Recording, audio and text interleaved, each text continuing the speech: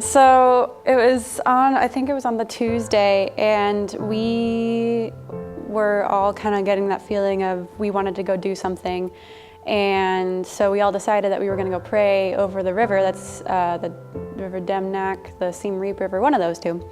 And so we were all going to go bless the river. And so I was really excited because I'm like, yay, I'm finally going to be able to like do something on this trip. And I was like really just expecting like really good things. And so we went, and so we all kind of surrounded the river, and I started singing a song. It was the song "Come to the River" by the House Fires, and I started singing it over this river, and I just felt so much peace and like the presence of the Lord, and I just was calling out blessing on this river, and it was so different from all the other times that like we've gone out and done stuff, like even here or just in general, like in the square or anything, because it felt so from my heart. It just felt so like genuine and real, and like, oh, like I'm actually doing something. And I remember like as I was praying and singing that, I actually felt like it was an invitation to call people to that river, like come to the river.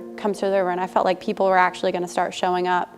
And I kind of felt like I was going to experience someone that day. And lo and behold, as I'm thinking that and as I'm seeing that,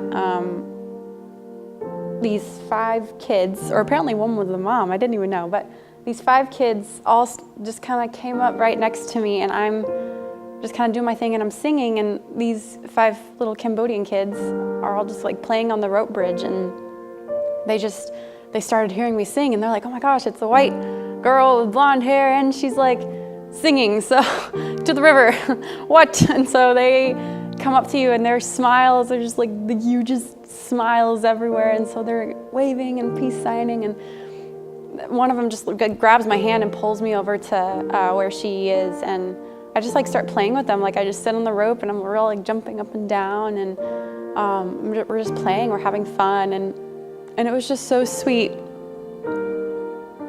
I've never experienced something like that to that extent, but I felt like in my heart, like, oh, what about if I go buy them ice cream? Like, I'm like, I haven't even had an ice cream since I've been here. So I'm like, I might as well like go buy them ice cream.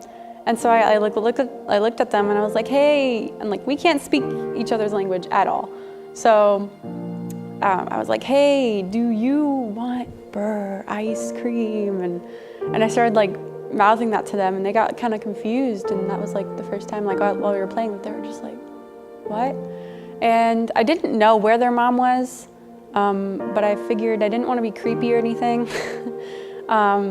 So eventually we kind of figured out, okay, let's go.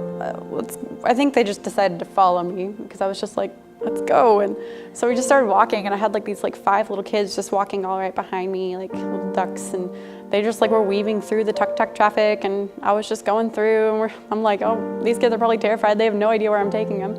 But then we finally got to the ice cream shop, and once we got there, I walked inside, and like the kids, they just stopped and they waited outside, and I like looked at them, and they like they didn't come inside. And that's when it like really hit me that like these kids probably have not had ice cream in their entire lives. And I just remembered like their like shock and awe faces like staring at me through the door, and I'm like, oh my gosh, it was so like, whoa. And I was like, no, you come in, I'm gonna buy you ice cream, I'm buying.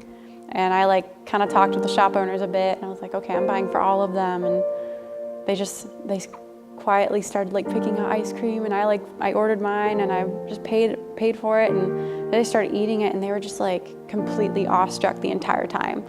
And it was just beautiful. Like we just walked back, and they're just like looking at me like, what? And we were walking back, and we met up with like Rudy and Randy, the other people there, and they told me like they saw me, and they were just like ecstatic, and I got to take a couple pictures, more selfies with them, all the peace signing, and like Randy told me, he's like, Haley, you don't know what you just did. And I still don't think I know exactly the full extent of what I did, and the fact that like these kids that have they probably have never been able to afford ice cream in their life, even though for me it was like, it's $1, it's so cheap, you know, it's like, oh, it's nothing. But to them it's like, they can't, like that alone, they can't even afford that. And the fact that like I encountered the way that I just got to encounter them, and they were just so joyful, and how I just thought I want to buy them ice cream, and I got to buy them ice cream, and like their happiness and their joy after that, and how they just appeared, and just the whole thing, how that all happened. It was such a miracle, and it was so beautiful. And I hope to see them again one day. I really hope I do.